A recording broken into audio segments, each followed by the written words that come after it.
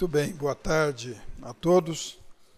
Então, agradecer aqui o prestigiamento da senadora Ana Amélia, do secretário da VUIP, o Francisco Figueiredo, que é o nosso secretário de Atenção à Saúde do Ministério da Saúde, né?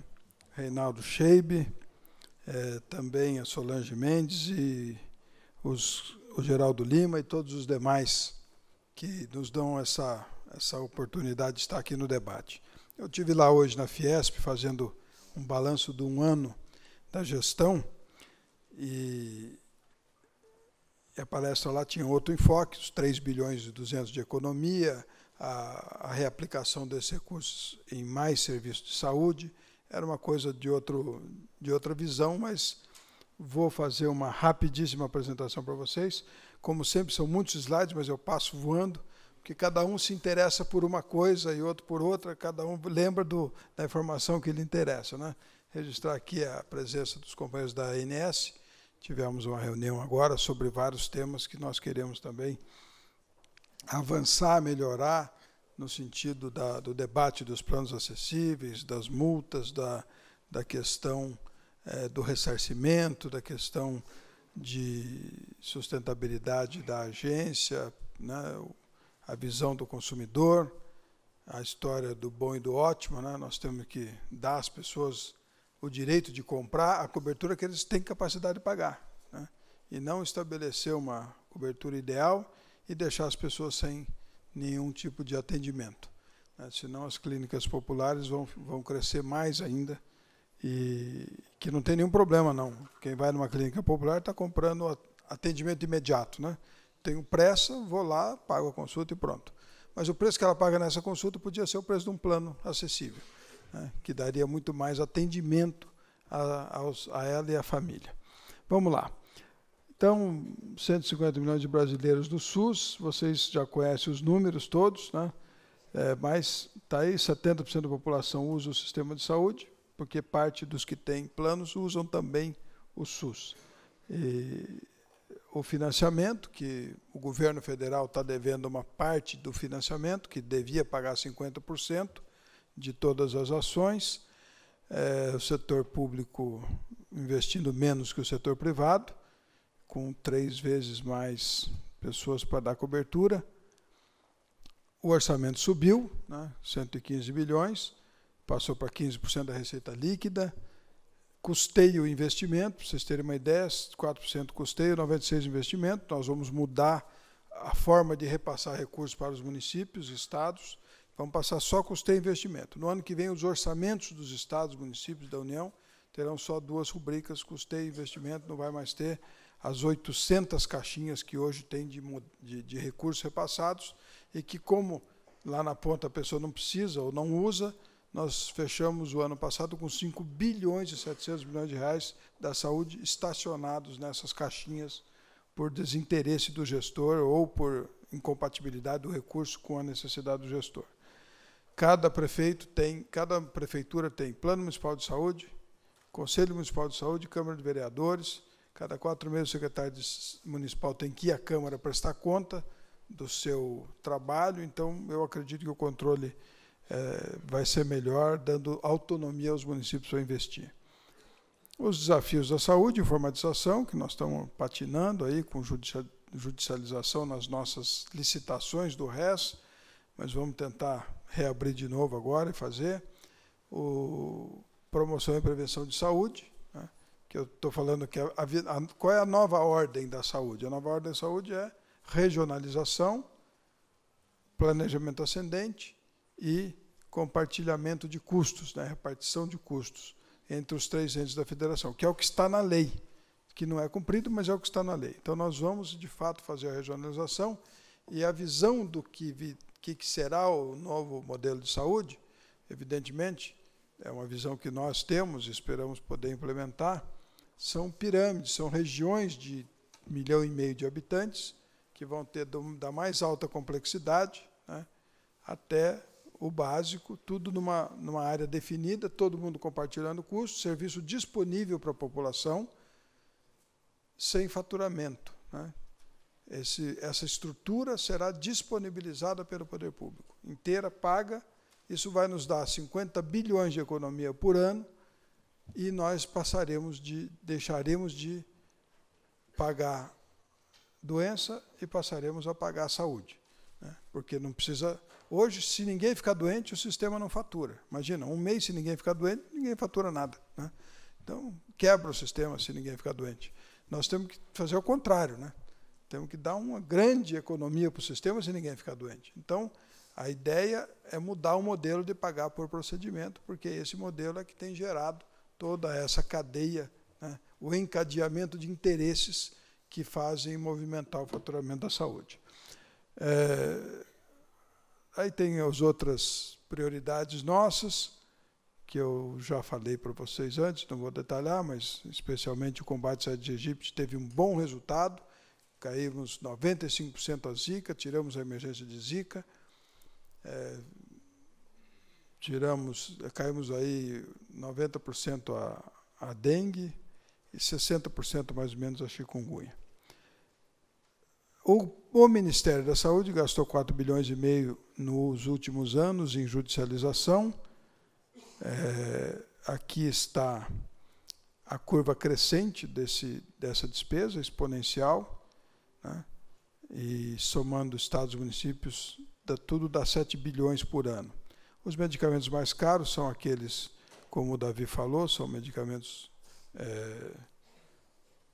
biológicos para imunidade.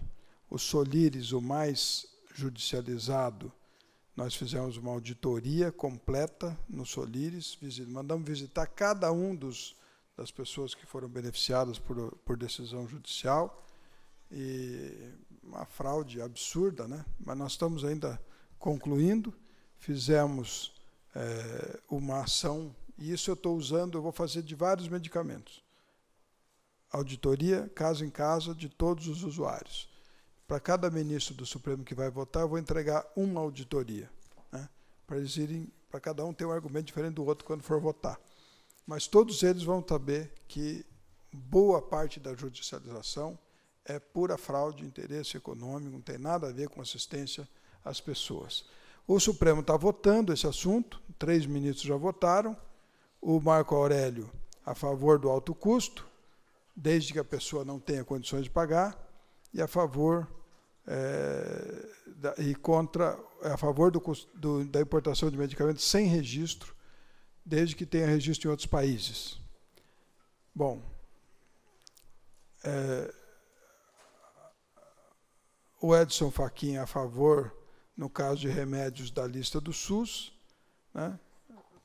A questão da receita médica também, que ele está colocando, que é aquele novo receituário que nós vamos publicar, né, Francisco? Essa semana, vamos acabar com essa novela, nós aprovamos isso em janeiro, na comissão tripartite, e sem aval da Anvisa, contra, né?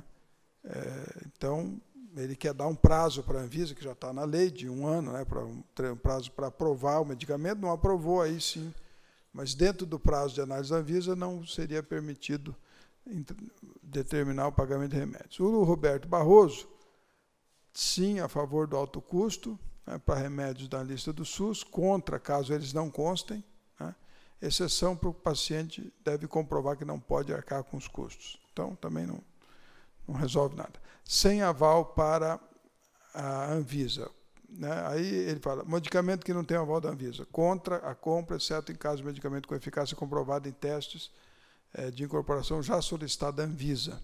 Ou seja, está mudando, está tudo se mantendo, né, nebuloso, embolado e sem clareza, né? Então, eu estou providenciando essas auditorias e entregarei a cada ministro uma auditoria sobre cada produto, para ele entender com clareza, né, que não tem laudo, que não tem nada. Né? Claro que não é tudo, mas uma boa parte, o que é caro é nessa ordem. O CNJ aprovou a resolução para criar os comitês de saúde, aqueles comitês de avaliação de novas tecnologias, é importante, fizemos o acordo, o Ministério banca, os dados ficam lá no CNJ e os magistrados que quiserem podem consultar esses dados antes de dar as suas sentenças, né? Os enunciados de judicialização do Conselho Nacional de Justiça são muito bons. Teve uma jornada do direito da saúde, né? E eles chegaram à conclusão, o Conselho Nacional de Justiça, sobre essas coisas. Em medidas judiciais de prestação continuada, é necessário renovação periódica do relatório médico. Ninguém pede, mas foi lá decidido. Recomenda a busca preliminar sobre disponibilidade do atendimento, evitando judicialização desnecessária. Também não. Evitar fornecimento de medicamentos não registrados pela Anvisa. Recomendação do CNJ.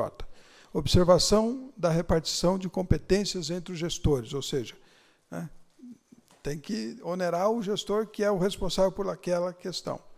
Demanda contra os 3, ganha contra os 3 e os 3 cumprem. Não sei o que o cara faz com os remédios na casa dele depois, porque ele recebe de todo mundo. Enunciados da judicialização. Restrição à imposição de custeio de medicamentos e tratamentos experimentais.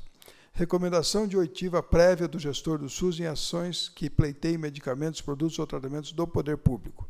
Indeferimento de pedido que não comprove por evidências científicas a inefetividade, inexistência ou impropriedade de medicamentos e tratamentos do SUS. Prescrição, descrição detalhada do medicamento, posologia, tempo de tratamento, etc. Então, o CNJ, quando fez essa jornada, já descobriu tudo que tinha que descobrir, já recomendou tudo que tinha que recomendar, só que não cumprem, né? Então, nós temos que fazer esses enunciados serem lidos pelos senhores magistrados, e vamos fazer isso mesmo. Nós vamos fazer uma campanha, eu vou mandar a cartinha para cada um dos magistrados, informando os enunciados do CNJ.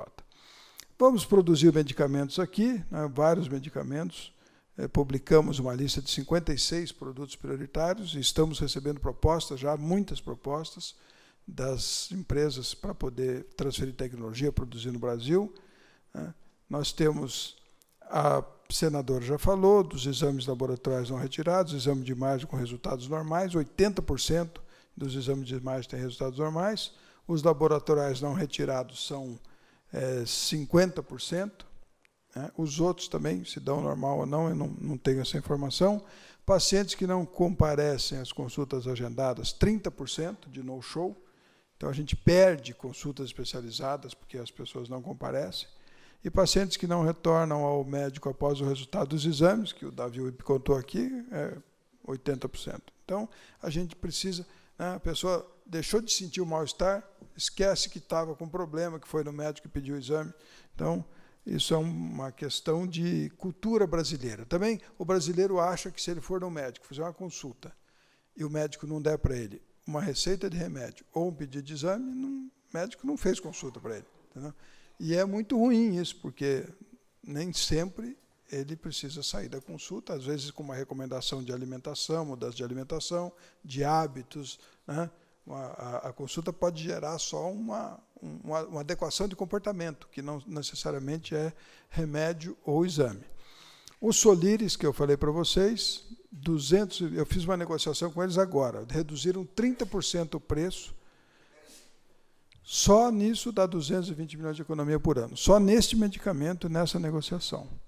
Então, nós fizemos, a Polícia Federal já bateu lá na Associação dos Usuários e também no escritório dos advogados, porque 80% das ações estão no mesmo escritório de advocacia, fez a busca e apreensão, está fazendo a sua investigação, a Polícia Federal, mas nós estamos fazendo a nossa, né? Então, nós achamos 12 falecidos que estavam recebendo medicamento, 100 mil por mês de medicamento, cada paciente, 292 localizados, 28 não localizados, né? E 8 se recusaram a receber a nossa equipe. Aí estão aqui por estado todas as visitas que nós fizemos. Quero falar um pouquinho sobre as paraginases. Vocês viram 4 matérias do Fantástico. Fale.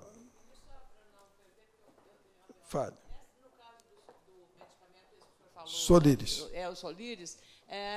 A Polícia Federal está investigando, mas o Ministério vai tomar iniciativa jurídica para penalizar e botar na cadeia, eventualmente, quem fez a fraude e que afeta o SUS Sim. e o outro sistema? Nós estamos terminando a auditoria.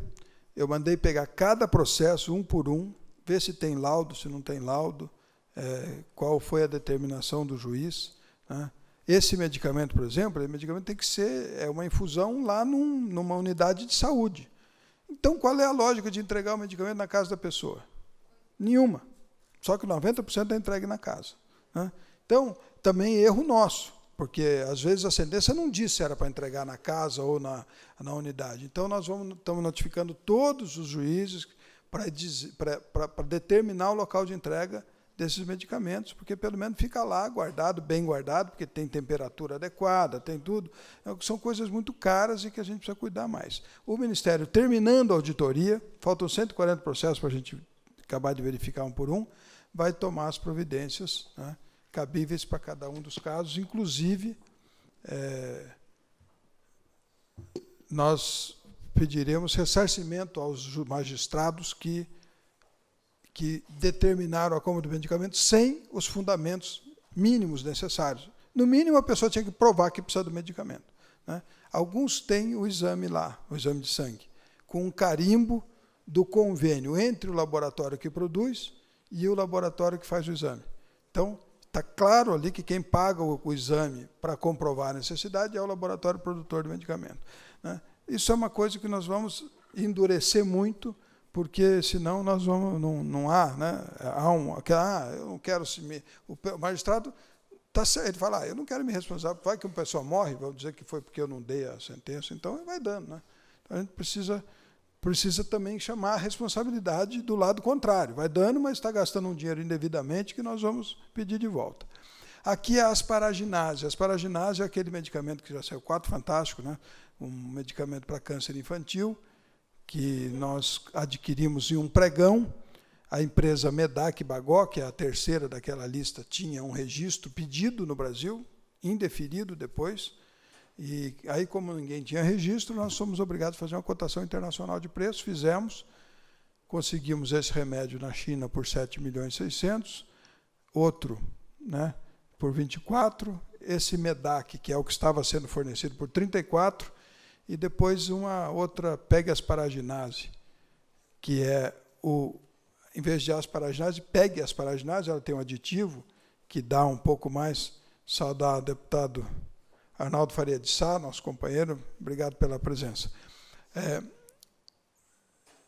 E aí, em vez de dar 5 injeções, uma injeção cada 2 dias, dá uma injeção cada 5 dias, e custa 4.000% mais caro. Então, qual é o jogo da indústria farmacêutica? Parar de fazer asparaginase e fazer Pegasparagine. Então, os 4 últimos fornecedores que faziam asparaginase, desde lá da Merck, que começou a fazer o produto há 30 anos atrás, descontinuaram a produção e só fazem a Pegasparagine, que custa 4.000 mais caro. Então, nós não vamos pagar 4.000%, nós vamos fabricar asparaginase e vamos continuar economizando. Então, aqui estão os preços, né? Então, quando você vê lá, a Pegasparagine vai custar 4.160% mais caro que a asparaginase. E é exatamente o mesmo princípio ativo, igualzinho, só com aditivo de tempo de absorção do medicamento. Então, isso para vocês saberem, fizemos os exames no INCQS, na Fiocruz, 100% de efetividade, o medicamento está absolutamente dentro do padrão. Então, toda aquela campanha de desqualificação do medicamento, né, infelizmente, dá para entender por que foi feita, mas nós seguramos a onda e nós vamos manter a nossa postura. Alfapoetina, outro medicamento que também era comprado de uma empresa cubana chamada Cimab por 12 anos, não fez a transferência de tecnologia para a Biomanguinhos. A Biomanguinhos não produz o medicamento até hoje, então nós decidimos abrir um pregão e ganhou uma empresa com 30% de desconto, economizamos 127 milhões por ano só nessa alfapoetina. E vamos ampliar essa economia, porque teremos mais fornecedores. Então, o que é o dilema? Integralidade versus universalidade. Os 2 princípios constitucionais estão presentes. Universalidade é pegar o que tem e dividir igual para todo mundo, né? Pegar o recurso do orçamento de saúde e tentar distribuir igualmente para todos. A integralidade é dar tudo para o que chega primeiro e vai faltar para o que chega por último. Então, não tem como conviver com os 2 princípios. Por isso que eu passei para vocês aqui no julgamento do Supremo, porque o Supremo vai ter que vai ter que decidir qual é a regra que vai valer para a gente poder dar, de fato, atendimento à população, né? Terminamos o primeiro ano de gestão, 3 bilhões e 200 de economia. Isso é uma fotografia do meu Ciest, que é um sistema que eu tenho aqui no meu celular. Cada contrato que entra vai atualizando. Então, essa última fotografia, 863 contratos, 3 bilhões e 200 de economia, em 16 bilhões, está cortado, 16 bilhões de recursos. Então, 20% mais ou menos de economia nós compramos mais barato esse ano, o mesmo que nós compramos no ano passado. Então, isso é bom. Muito por causa desse site, que é um site público, tudo que nós compramos, de quem compramos, quanto pagamos, está nesse site. Então, eu tenho toda semana fornecedores indo lá e propondo que tem produto mais barato para vender para a gente, pelo preço que nós estamos pagando. Liberamos 5 bilhões e meio para a saúde, reinvestimos toda a economia, todos os estados receberam recursos, emendas parlamentares, 4 bilhões e 200, está aqui a senadora, os parlamentares prestigiam muito a saúde, nós empenhamos 96% de tudo que foi colocado de emenda na saúde no ano passado, contra 54% que foi empenhado no ano anterior. Então, nós, de fato, conseguimos entregar a intenção dos parlamentares de ajudar a saúde.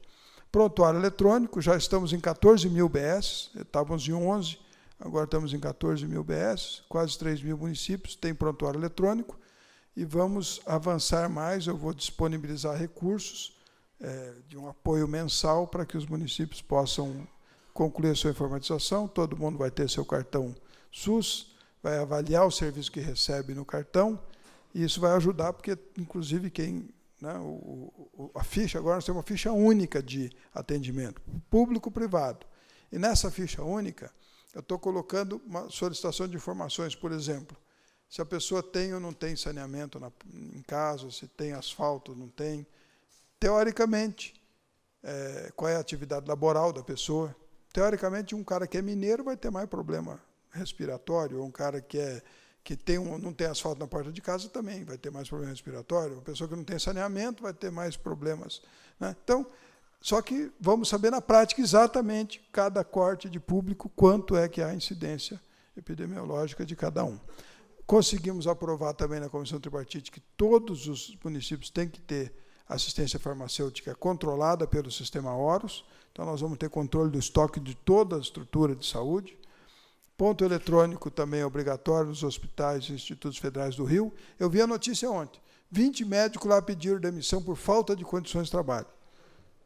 Mas não é falta de condições de trabalho no hospital, é falta de condições de cumprir o horário de trabalho, porque ele tem 3, 4, 5 vínculos e não dá conta de cumprir o horário agora, então pede demissão. 50% devem pedir demissão. É a média, né? Quando a gente implanta o ponto eletrônico, metade dos médicos vão embora.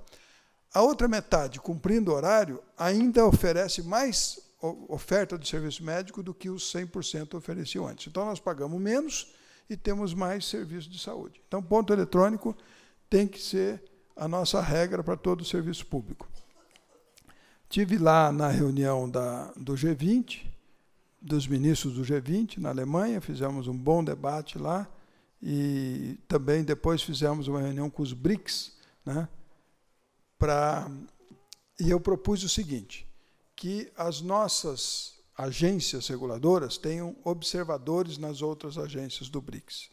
Então, um processo que tramitar na agência da China, que o nosso observador da Anvisa acompanhar, quando tiver registro lá, terá registro aqui automaticamente, porque ele acompanhou o processo de registro. Então, com isso, nós vamos fortalecer muito nossa capacidade de produzir medicamentos e vender também, porque vamos vender muita coisa para eles, comprar deles e vamos ampliar o acesso. O grupo de trabalho está discutindo as alternativas do plano de saúde, está aqui o pessoal da ANS.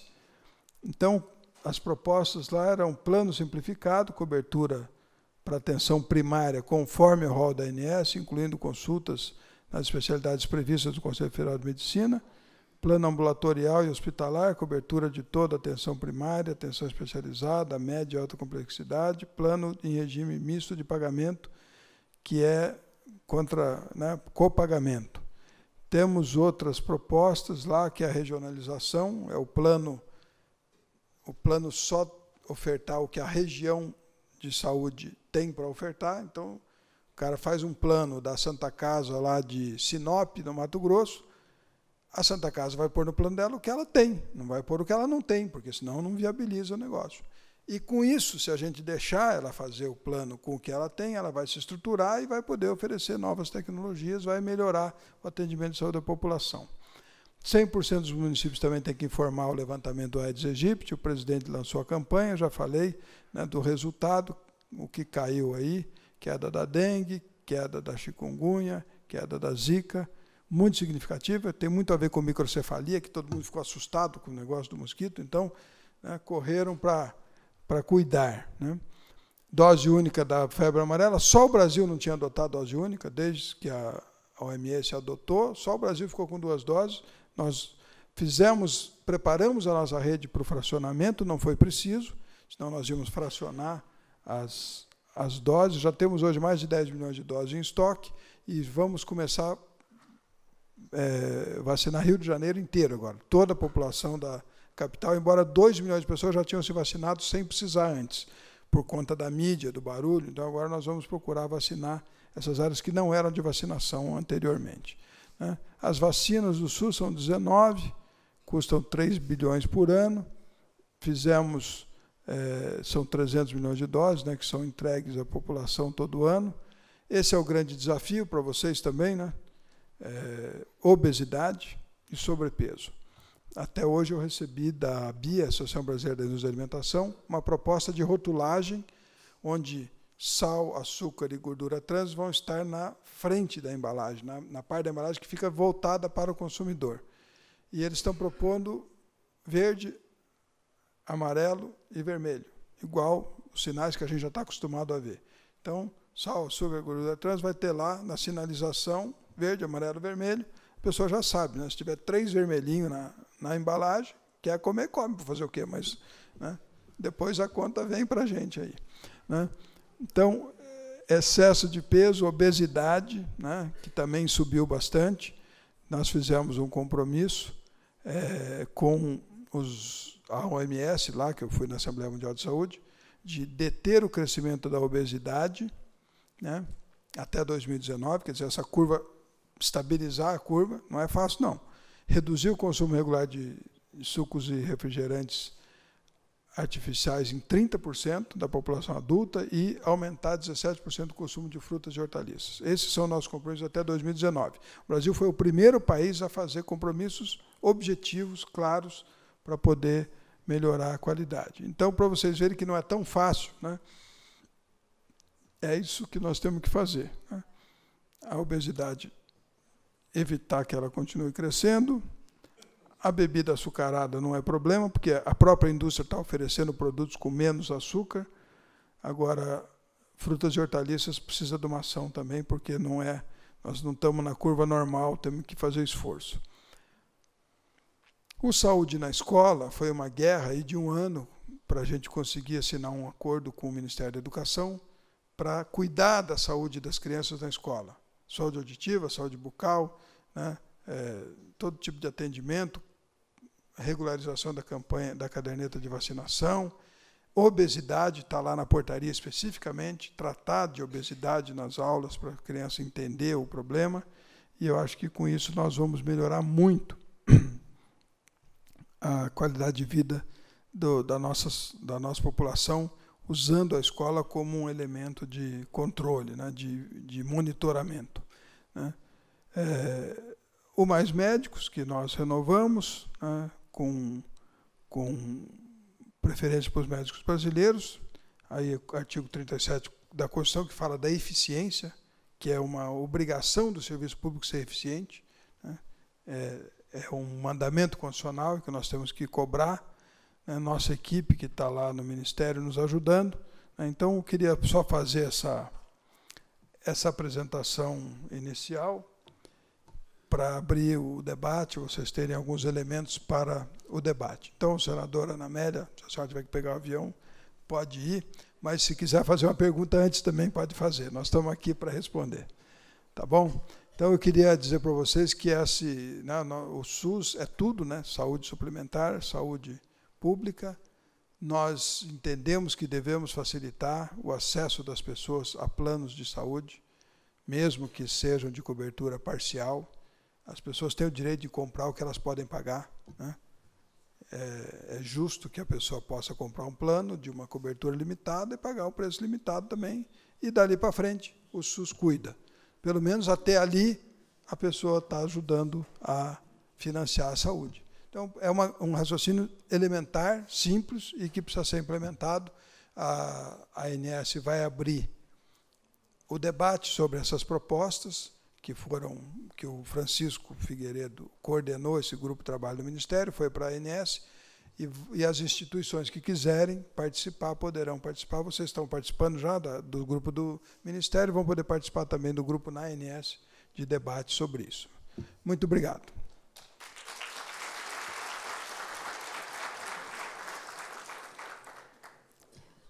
Fale. Boa tarde, meu nome é Daniela, sou da operadora Nossa Saúde de Curitiba, e parabéns pela palestra. A minha observação que me tocou muito pessoalmente foi a possibilidade de responsabilização do juiz da causa, que dá uma liminar de uma forma negligente. Nós temos inúmeros casos, acho que todas as operadoras que estão aqui têm alguma história para contar, e, dependendo do tamanho da operadora, uma liminar é capaz de fechar essa operadora.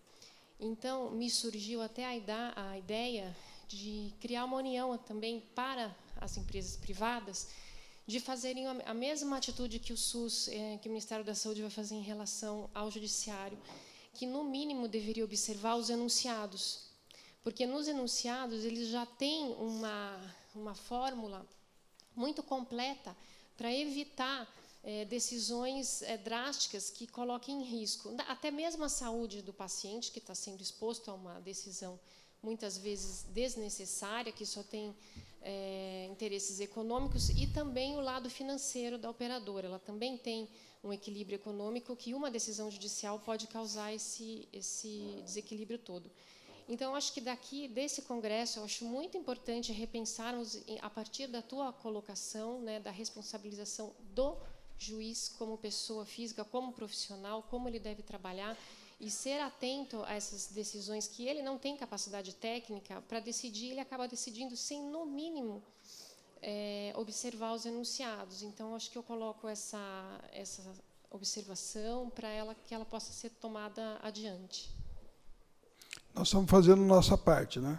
Estamos dando o apoio técnico, se ele não consulta porque não quer, nós estamos fazendo...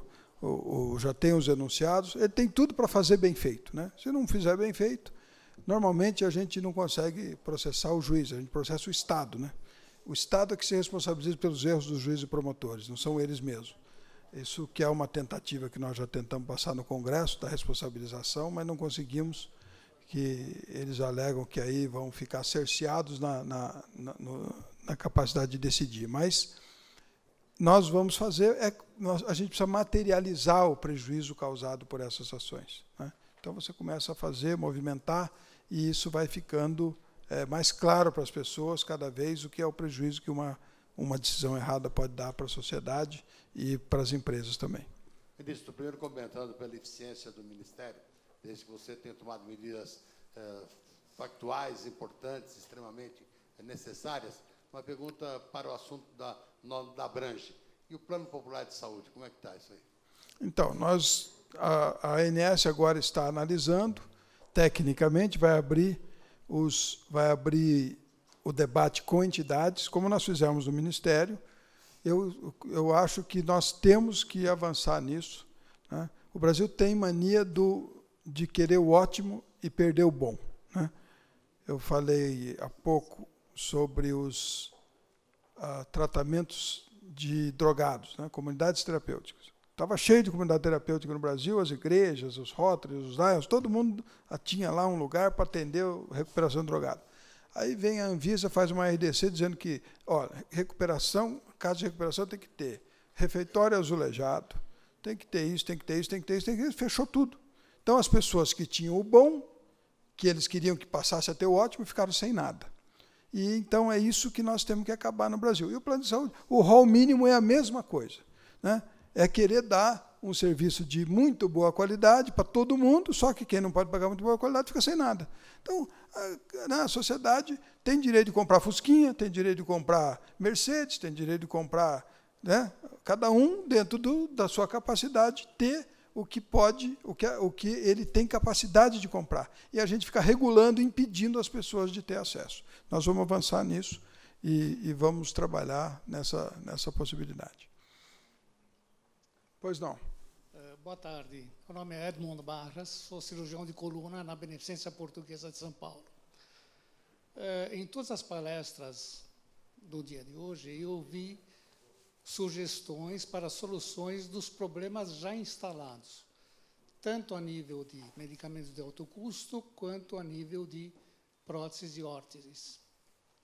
O que me chama a atenção, principalmente na minha especialidade, é que o problema sempre começa com o médico, porque a decisão do médico é uma decisão soberana e fica na mão de uma única pessoa.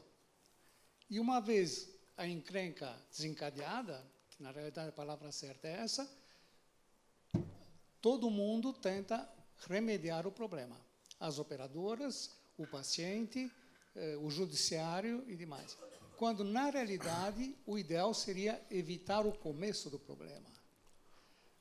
Já há alguns anos, eu venho numa campanha para uma segunda opinião, e nós já implantamos essa segunda opinião na Beneficência Portuguesa já há um ano, em cirurgias de coluna. E a segunda opinião não é uma opinião única. Nós nos reunimos, os cirurgiões de coluna, e damos uma opinião de um colegiado. Essa solução do colegiado reduziu, em primeiro lugar, as 60% das cirurgias de coluna que são desnecessárias e que ocorrem no dia a dia. E, com isso, a gente também reduziu o gasto com órteses e próteses. E eu acho que, talvez, uma campanha a nível de médico, uma fiscalização a nível do médico, que é por onde começa o problema, talvez tenha mais eficiência do que uma vez o problema já instalado. Muito bem. No nosso, nós estamos contratando um consultor digital para os médicos, né? Tem vários sistemas aí que são, o médico entra lá com sintomas e sai uma sugestão de diagnóstico, ou vice-versa, né? Ele pensa num diagnóstico, aí confere se os sintomas são aqueles, e também vamos dar a telemedicina, a telesaúde, para todos os, como obrigatório para todos os médicos da atenção básica. Ele não pode referenciar o paciente para uma consulta especializada sem falar com o especialista por telefone antes, para conferir se de fato precisa dar o encaminhamento. Em Santa Catarina, que tem já 5 milhões de teleconsultas feitas, telemedicina, nós temos 70% de redução do encaminhamento dos médicos da atenção básica para a atenção especializada. Então, nós temos que, de fato, né, criar... Você está falando de segunda opinião, nós estamos tentando dar mais ou menos a mesma coisa do ponto de vista... E com a fila única, hoje está publicada uma portaria, 250 milhões de reais para fazer mutirão, né, dividido pelos estados, na proporção da população, mas só para quem fizer fila única. Quem não botar fila única não vai receber o recurso da saúde. O que eu estou propondo é que o médico, quando indicar uma pessoa para cirurgia, ele indica e vai para a fila única. Entendeu? A pessoa vai para a fila e alguém vai executar a cirurgia que ele indicou. Só de ser outro que vai executar, já tem uma segunda opinião. E também não tem como ele engatar com a prótese, né? Porque não é ele que vai fazer. Né? E também não tem como ele não indicar a cirurgia, porque às vezes uma cirurgia é cara, a pessoa está precisando de um procedimento caro e ele não quer dar esse prejuízo para o hospital dele. Então, ele não indica a cirurgia. Né? Então, o que a gente vai conseguir é fazer uma coisa mais justa, mais clara, mais transparente, e uma das propostas é que a gente também vai fazer uma ata nacional de registro de preço de órteses e próteses, para poder ter uma referência de preço para tudo. Isso já está encomendado para a nossa equipe, deve estar saindo do forno, para ter uma base de preço, né? E quem quiser, adere à ata e pronto, já tem aquela prótese no preço que está que a empresa entrou e ganhou a licitação e tem que fornecer. Então, você tem muita razão. Segunda opinião, é fundamental para reduzir custos na saúde. Ministro, primeiro elogiar o trabalho. Esse um ano seu no Ministério realmente tem produzido muito resultado e a sua maneira de dialogar com o setor, ela é realmente fantástica. Tratando desse digital, do reconhecimento digital, a gente está vendo que boa parte do desperdício, eu vou chamar assim, a gente já sabe que é número mundial, 30% do gasto da saúde é desperdício. Dentro desse desperdício tem a má gestão, tem a corrupção, tem as máfias, tem as más indicações. A raiz do problema começa no médico. Tanto é que o senhor está dizendo que 50% vai embora porque não ia lá trabalhar. Os conselhos regionais são absolutamente, vou repetir, absolutamente ineficazes na fiscalização e na punição dos médicos. Como é que nós vamos sair desse imbróglio? Não tem a punição, a análise dessas ações médicas são destinadas a um órgão que não tem mostrado competência. O próprio Davi Wip disse isso aqui, nós constatamos, nós estávamos no evento da Folha, o presidente do CRM daqui de São Paulo também disse que de cada 3 mil queixas que entram no Conselho anualmente, eles julgam apenas 15%. E julgam, não estou dizendo que condenam. Então, nós temos um problema e nós vamos mexer na raiz. Nós temos outro problema, ministro, que agora, recentemente, há 2 meses, uma empresa americana confessou na justiça americana que pagou propina para médicos do Brasil, aqui, médicos do SUS. O governo americano cobrou lá 17 milhões, não sei quantos milhões, e ficou tudo bem. Não seria o caso de nós sabermos, pelo menos, quem são esses cafajestes e demitirmos? Isso é um ponto. Eu acho que nós precisamos enfrentar, agora tem que ter um enfrentamento disso. Os hospitais estão ganhando muito, está um exagero. Nós tivemos outro dia na Folha de São Paulo, no Carnaval, uma denúncia dizendo que hospitais desenvolveram programas de computador para remunerar médicos que pedem mais exames. Quer dizer, virou uma coisa policialesca. Então, eu queria a sua opinião, sua posição sobre isso. Eu já conversei en passant com o senhor sobre esse tema da máfia, mas a máfia está aí, ela finge que vai embora e ela volta. É igual capim, não sei, no Paraná, que capim que é esse, que corta e nasce. Não, veja bem, eu sempre falo, os médicos são grande parte do problema da saúde, mas são 100% da solução também. Então, nós temos que criar uma maneira de conviver com o corporativismo médico a favor da sociedade. Nós temos que criar os mecanismos. Então, nós não estamos pondo biometria só para os funcionários, para os médicos, estamos pondo para os usuários também, né? Todos vão ter que botar o dedão lá para receber qualquer serviço do SUS. Nós temos que fazer um modelo de controle. Eu estou falando porque as experiências nos lugares onde nós já conseguimos colocar a biometria é essa, né? Metade dos profissionais pedem demissão, a outra metade cumprindo horário oferta mais serviço do que o que era ofertado com todos cumprindo 30% da carga horária, né? Não é que ele não ia trabalhar, ele ia trabalhar, mas ele fazia aquela coisa. Cada consulta tem que ter 15 minutos, né, que diz a Organização Mundial de Saúde. 4 horas de trabalho são 16 consultas. Então, marcava 16 consultas, ele ia lá, fazia as 10, 12 que apareciam, porque uma turma nem aparece, faz aquelas consultas em 1 hora e vai embora. Cumpriu a obrigação, entre aspas, mas não cumpriu o prazo. Por que é que tem que cumprir o horário e não cumprir as consultas? Porque o cidadão não vai na unidade básica de saúde porque ele sabe que não vai ter médico lá. Então, corre todo mundo para a UPA, corre todo mundo para o pronto atendimento dos hospitais e desarruma todo o serviço. Se ele souber que o médico estará lá, ele vai na unidade básica e vai ficar... Todo o modelo que nós pensamos, que é muito bom, que está desenhado, se ele ficar executado na prática, vai ser uma maravilha. Então, precisa o médico estar na unidade de saúde no horário todo para que a população se acostume a buscar a unidade mais próxima para o seu primeiro atendimento. Pode ser encaminhado para a UPA ou não, mas o fato é que hoje ela vai direto na UPA porque ela sabe que na UPA vai ter o médico e na unidade básica não vai ter. Boa tarde, ministro. Meu nome é Rafael. Primeiramente, eu queria cumprimentá-lo pela transparência, e por essa clareza de didática e pelo trabalho que o senhor vem fazendo no Ministério. Eu gostaria e pediria a atenção.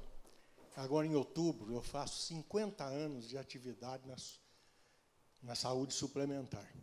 Tive a felicidade e a oportunidade de trabalhar em várias empresas, poucas, 3, e ajudei, com outros parceiros, a montar esse trabalho e essa atividade no Brasil inteiro. É difícil, um lugar que eu não conheço. E, com isso, a gente traz um cabedal de informações muito grande.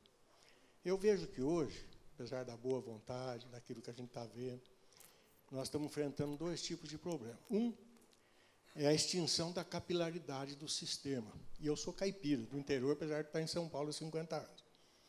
Na medida que estão se esgotando essas possibilidades das pequenas localidades servir o sistema, nós estamos perdendo a capilaridade. E segundo, que a eclosão dessas clínicas populares, que não garante a internação, estão criando outro tipo de problema. Portanto, esses produtos de acessibilidade que estão sendo estudados, eu não tenho a menor dúvida que vêm em boa hora. Mas eu gostaria de fazer 2 sugestões. Hoje, as operadoras que têm hospitais estão proibidas de oferecer a sua rede de atendimento. Ora, lá atrás, nós tivemos uma parcela significativa de planos hospitalares, e que significa uma redução expressiva naquilo que se paga. Se esses hospitais das operadoras pudessem oferecer a sua rede, desde que vinculando a obrigatoriedade de internação no seu hospital, eu acho que isso seria um fator que combateria enormemente essa eclosão da clínica popular. Segundo lugar, esses planos mais simples, que pudessem atender as pequenas localidades, há uns 7 ou 8 anos foi feita uma premissa, um estudo lá na Abrange, onde isso poderia ser lançado só em pequenas cidades, para favorecer, desde que esses planos ambulatoriais simples, que é uma mistura hoje do acessível com o regional, pudessem implicar na obrigatoriedade de encaminhamento ao SUS, o que forçaria muitos hospitais hoje, que não têm convênio com o SUS, a ingressar no SUS. Então, eu agradeço a sua atenção, fica aqui as minhas observações, e, mais uma vez, quero cumprimentar a direção da Abrange pela excelência do conteúdo desse evento e pela excelência dos palestrantes. Muito obrigado. Ô, Simone, não tem plano que só atende na rede própria, não tem? Tem. Já tem plano de saúde que só vende atendimento na sua rede própria. A pessoa sabe que só pode ser atendido na rede própria do plano. Vamos lá. Pois não. Boa tarde, ministro. É sempre bom a gente ver o Ministério da Saúde abrindo para discussão pontos polêmicos que precisam ser, de alguma forma, melhorados, né? A questão da flexibilização para plano de saúde é muito interessante porque a gente precisa evoluir. Mas, ao mesmo tempo, tem uma questão diretamente ligada à judicialização que causa medo nas operadoras. O judiciário, de um modo geral, ele não respeita os contratos entre plano de saúde e beneficiários. Então, quando o beneficiário entra na justiça pedindo uma cobertura além do rol da ANS, é muito comum que ele tenha o ganho daquela ação. Nesse ponto, a ANS tem que ser bastante atuante nesse modelo, porque o plano de saúde chega um momento que ele pode se inviabilizar. E também, nesse sentido, plano de saúde é um dos poucos serviços baseado em risco que não analisa o risco do seu cliente. Então, uma pessoa de 30 anos, diabético, fumante, obeso, paga mais barato por conta da resolução da ANS do que um senhor de 60 anos, corredor de maratona, porque não se analisa o risco envolvido nas contratações. Então, assim, eu acho que o Ministério da Saúde é fundamental sendo esse intermediador entre as discussões, mas tem algumas coisas que precisam avançar com mais celeridade, porque existem entes sofrendo com isso e que precisam de mais ajuda ainda. E eu vejo o Ministério da Saúde como sendo esse grande responsável por essa atuação. Eu sou um defensor do pagamento pelo risco que cada um apresenta. Quem quer fumar quer ser obeso, paga mais caro, né? Não tem que diluir isso com os outros que estão cuidando da vida. Nisso eu sou a favor, e acho que nós temos que avançar nesse sentido aí. Ministro, boa tarde. Nildeval Chianca. Talvez é mais uma compreensão minha, pessoal, em relação ao plano popular, e, se for possível, queria que o ministro fizesse um esclarecimento. Quando a Lei 9656 entrou em vigor, foi o grande marco para que os planos tivessem uma cobertura mínima obrigatória, que essa cobertura mínima é o rol da ANS, atualizado a cada 2 anos. Então, o que me causa curiosidade, qual é a intenção do Ministério da Saúde em implementar um plano popular com a cobertura menor, sem alterar a lei? Porque me parece que a cobertura mínima hoje ela é disposta em lei. Será que não teria que se alterar a lei para se implantar o plano popular? E eu acho a ideia boa, mas o que me causa curiosidade é qual seria o formato sem mexer na lei, já que o grupo de trabalho já está interno na própria ANS. Veja bem, nós temos uma comissão instalada na Câmara dos Deputados, uma comissão especial, que vai justamente tratar de todos os projetos, uma centena de projetos que tratam de planos de saúde, de acesso, e com esta, é evidente que a gente pretende fazer uma revisão na legislação. Agora, o rol mínimo está na lei, não? Hã? Então, o rol mínimo não está na lei. Se a ONS diminuiu o rol, diminuiu. Se ela diminuir as multas absurdas que estão dadas, diminuiu também. Tem que ter, é da autonomia. Eu sei, mas nós temos maneiras diferentes de fazer a fiscalização. Pode falar. Fale. Isso. Então, eu sei, mas o rol mínimo pode ficar menor do que está hoje. Não tem nenhum problema, isso é uma decisão administrativa. Nós podemos mudar a lei? Podemos, só não vamos botar na lei qual é o rol mínimo de... Pessoal, não vamos judicializar a questão antes de sair. É o que eu falei no debate. O bom inimigo do ótimo. Tem gente falando, vai ter liminar, vai ter judicialização. Deixa isso para depois. Deixa sair o plano primeiro. Há dúvidas? Vamos lá. Senão a gente judicializa. Doutor Davi vai fazer uma pergunta. Com certeza vai judicializar, mas nós vamos ganhar. Ministro, só uma observação. Eu, antes de ser secretário, fui diretor dos principais hospitais públicos de São Paulo. E eu implementei a biometria. Tem que pôr câmaras juntos, porque o pessoal destrói todos os relógios. É uma coisa... o Emílio Ribas, nós tínhamos 9 locais de ponto. Os 9 foram destruídos na primeira semana. Então, é uma coisa bárbara. É um sistema cruel. Por isso que o modelo nosso de apoiamento aos municípios não será entregar os equipamentos ou pagar os computadores. Será um valor mensal para que o município contrate uma empresa. Nós vamos fazer uma licitação nacional de credenciamento de centenas de empresas, então, quantos quiserem podem entrar, e vai pagar por mês pelo número de computadores, de tablet, de conectividade. Tem uma tabela que vai calcular o valor e nós vamos dar. Porque aí o município contrata o serviço e a empresa tem que manter o serviço funcionando, senão não recebe, né? Porque se a gente colocar lá o computador, eles não vão usar. Se eu colocar a biometria, eles vão depredar.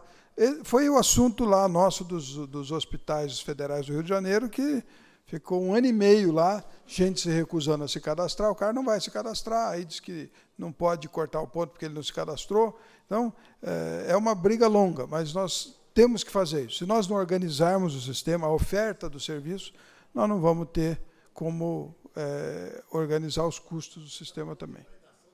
Eu sei, depredam mesmo. Por isso que eu estou dizendo que nós vamos pagar por mês para uma empresa manter o serviço de informatização dos municípios, das unidades básicas, em operação. Se não estiver funcionando, não paga. Então, não é o próprio município que vai ter que ir lá e trocar o aparelho de biometria. É o terceirizado. E ele vai responsabilizar, ele vai... Né, porque senão fica tudo na confraria e a coisa não acontece. Muito bem. Eu quero agradecer muito a oportunidade de debate. Eu sempre aprendo muito com essas interlocuções. Hoje, lá na Fiesp, eu respondi mais de 30 pessoas que fizeram perguntas. Falei da Cracolândia, né, que é um problema que tem que ser enfrentado, tem que resolver, né, o direito de ir e vir é de todos, né. Então, se um tem o direito de ficar na rua, o outro tem o direito de utilizar a rua também, de transitar pela calçada que está ocupada por alguém. Então, isso sempre vai ser um problema que a justiça acaba interferindo, né, que a pena que a justiça devia se negar a se manifestar sobre determinadas questões, porque não tem sentido, tudo se judicializa hoje. Mas nós temos que enfrentar o problema. É a obrigação do Estado recuperar esse cidadão para a sociedade, né? Não é assistir ele jogar a sua vida fora. Então, nós temos que olhar por esse lado e tratar de encontrar uma solução para essas questões. Eu quero dizer o seguinte, gente, eu sou muito claro nas minhas posições, não tenho... Até eu estava falando para o pessoal da Enes que nós temos que fazer a contratualização com os hospitais públicos de ressarcimento, já propus, nós vamos disponibilizar no sistema, do nosso sistema online, né, de assistência hospitalar, o ESUS hospitalar, nós vamos colocar disponível para a ANS todas as entradas de pessoas no sistema de saúde, né, com o CPF, porque o cartão nacional de saúde o cara pode ter vários, com o CPF. Então, a empresa que quiser fazer busca nesse cadastro vai saber que um cliente dela, que tem plano, entrou na urgência do hospital, na hora. Entrou o cadastro, se ela quiser, ela vai ter a informação e vai poder deslocar aquela pessoa para o seu serviço. Isso é uma coisa fácil de fazer, mas tudo parte da informatização. Então, por isso que a prioridade número 1 da nossa gestão é a informatização, nós vamos fazer, e a partir daí todo mundo vai ter mais facilidade de controlar as suas ações. Muito obrigado a todos aí pelo debate, pela oportunidade do convite, e eu estou sempre à disposição. Se é uma coisa que eu gosto, é isso, é de fazer uma troca de ideias e de discussões, e eu vou fazer uma avaliação sobre a história da lei do rol mínimo, porque o rol mínimo está na lei, mas não está dito qual é o rol mínimo. Então, nós vamos ter que organizar o Brasil para cair na real, né? Dar a cada brasileiro a chance de alcançar o avanço que ele pode ter dentro dos recursos que ele tem. Obrigado.